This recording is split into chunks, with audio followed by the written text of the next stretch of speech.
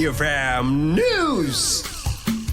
Sa ating good news naman po, napulot po na pitaka na ibalik sa may-ari dahil sa katapatan ng concerned citizen.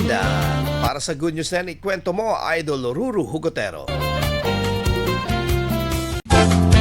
Isang concerned citizen ang pinuri matapos kusang loob na ibinalik sa San Carlos City Police Station ang pitakang kanyang napulot sa Barangay Antipangol, San Carlos City. Naglalaman ang naturang pitaka ng pera at mahahalagang dokumento na agad namang inaksyonan ng mga otoridad upang mahanap ang tunay na may-ari. Sa pamamagitan ng mabilis na koordinasyon ng kapulisan, matagumpay na nakontak at naibalik sa may-ari ang pitaka kasama ang lahat ng laman nito. Patunay ang naturang insidente na nananatiling buhay pa rin ang katapatan at malasakit sa komunidad. Yan ang ating good news. Ako si Idol Ruru Hugotero, tatak IFM.